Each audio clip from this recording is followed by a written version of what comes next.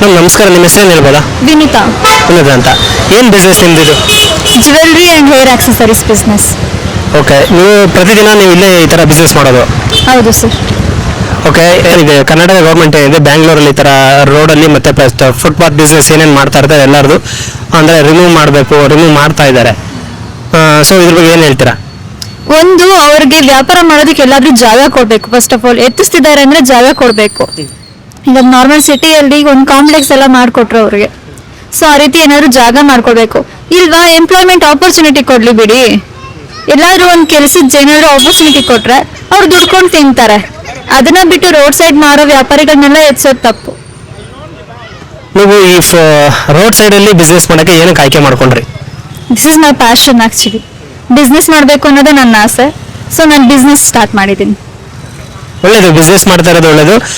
ಈ ಥರ ಇಲ್ಲಿ ಬಿಸ್ನೆಸ್ ಮಾಡೋಕ್ಕೆ ಏನಕ್ಕೆ ಆಯ್ಕೆ ಮಾಡ್ಕೊಂಡ್ರಿ? ಸರ್, ಈ ಕಡೆ ಏರಿಯಾದಲ್ಲೆಲ್ಲ ರೆಂಟ್ಗೆ ನಾವು ಜಾಸ್ತಿ ಪೇಮೆಂಟ್ ಮಾಡಬೇಕು.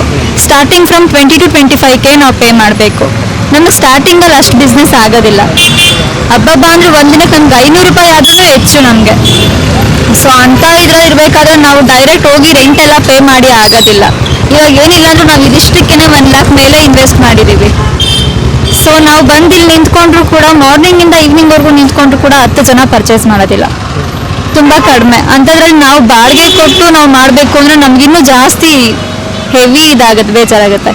ಯಾಕಂದರೆ ಜಾಸ್ತಿ ನಾವಲ್ಲಿ ರೆಂಟ್ಗೆ ಅಂತಲೇ ಪೇಮೆಂಟ್ ಮಾಡ್ತಿರ್ಬೇಕಾದ್ರೆ ನಮ್ಮ ಕೈಗೆ ಏನು ಸಿಗೋದಿಲ್ಲ.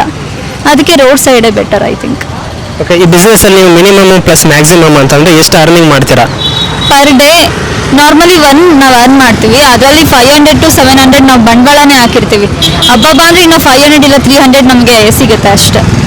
ಪರ್ ಮಂತ್ ಅಂದರೆ ಎಷ್ಟು ಅರ್ನಿಂಗ್ ಆಗ್ಬೋದು? ಪರ್ ಮಂತ್ ಅಂದರೆ ಡೈಲಿ ಹಾಕ್ಕೊಂಡ್ರೆ 40 to 50 ಆಗುತ್ತೆ ಸರ್. 40 to 50. ಇದರಿಂದ ನಿಮಗೆ ಈ ಬಿಸ್ನೆಸ್ಸಲ್ಲಿ ಮತ್ತೆ ನಿಮಗೆ ಲಾಭ ಇದೆಯಾ ಇಲ್ಲ ಯಾವ ಥರ? ಲಾಭ ಆಗುತ್ತೆ ಸರ್, ಆದರೆ ಬರೋ ಜನಗಳ ಮೇಲೆ ಡಿಪೆಂಡ್ ಆಗುತ್ತೆ. ನೋಡೋದಕ್ಕೆ ಅಂತ ಬರ್ತಾರೆ, ಬಂದು ಒಂದು 5-6 ಐಟಮ್ ಕದ್ಕೊಂಡು ಹೋಗ್ಬಿಡ್ತಾರೆ. ಸೊ ಅವಾಗ ನಮ್ಗೆ ಕಂಪ್ಲೀಟ್ ಲಾಸ್. ಆ್ಯಂಡ್ ಬಾರ್ಗೈನ್ ಮಾಡ್ತಾರೆ. ಬಾರ್ಗೈನ್ ಮಾಡಿದಾಗ ನಾವು ಇಟ್ಕೊಳ್ಳೋದೇ ಸ್ವಲ್ಪ ಮಾರ್ಜಿನ್ನು. ಅದ್ರಲ್ಲಿ ಅವ್ರು ಬಾರ್ಗೈನ್ ಮಾಡಿದಾಗ ನಮ್ಗೆ ಆಲ್ಮೋಸ್ಟ್ 10 to 20% ಕಡಿಮೆ ಆಗೋಗುತ್ತೆ. ಆವಾಗ ಕಡಿಮೆ ಆಗುತ್ತೆ ನಮಗೆ. ನೀವು ಫುಲ್ ಟೈಮ್ ಇದೇ ಕೆಲಸ ಮಾಡೋದಾ ಇಲ್ಲ ಬೇರೆ ಏನಾದರೂ ಕೆಲಸ ಇದೆಯಾ ನಿಮ್ಮದು? Actually I am accountant. So ಇದು ನನಗೆ ಪ್ಯಾಷನ್ ಇರೋದ್ರಿಂದ ನನ್ನ ಪ್ಯಾಷನ್ಗೆ ಅಂತ ಸಂಡೇ ಸ್ಯಾಟರ್ಡೆ ನಾನು ಹಾಕ್ತೀನಿ. ಎಲ್ರಿಗೂ ಕೇಳ್ತಾ ಇದ್ದೀನಿ, ಫುಟ್ಪಾತಲ್ಲಿ ಮಾಡ್ತಾ ಇರೋರ್ನೆಲ್ಲ ರಿಮೂವ್ ಮಾಡ್ತಾ ಇದ್ದಾರೆ. ಅದ್ರ ಬಗ್ಗೆ ನಿಮ್ಗೆ ಏನಾದ್ರು ಹೇಳಕ್ಕೆ ಇಷ್ಟ ಇದ್ರೆ ಏನು ಹೇಳ್ತೀರಾ ಅದ್ರ ಬಗ್ಗೆ? ಸರ್ ಅದೇ ಸರ್, ಅವ್ರು ವ್ಯಾಪಾರ ಮಾಡೋದಕ್ಕೆ ಅಂತ ಒಂದು ಜಾಗ ಮಾಡಿಕೊಡ್ಲಿ ಅವರು, ಆಮೇಲೆ ಅವರು ತೆಗಿಸ್ಲಿ, ಬೇಡ ಅನ್ನೋದಿಲ್ಲ. ಅದಕ್ಕೆ ಅಂತಾನೆ ಒಂದು ಪ್ಲೇಸ್ ಮಾಡಿಕೊಟ್ಬಿಟ್ಟು ಅವ್ರನ್ನ ವ್ಯಾಪಾರ ಮಾಡೋದಕ್ಕೆ ಬಿಟ್ಬಿಡ್ಲಿ. ಯಾಕಂದ್ರೆ ಅದು ಅವ್ರ ಜೀವನ ನಡೆಯೋದೇ ಆ ವ್ಯಾಪಾರದಿಂದ. ಸೊ ಅದಕ್ಕೇನಾದರೂ ಒಂದು ಆಪರ್ಚುನಿಟಿ ಕೊಟ್ಟು ಒಂದು ಕೆಲಸ ಕೊಡಬೇಕು, ಇಲ್ಲ ಅವ್ರು ಮಾರೋದಕ್ಕೆ ಒಂದು ಜಾಗ ಕೊಡಬೇಕು.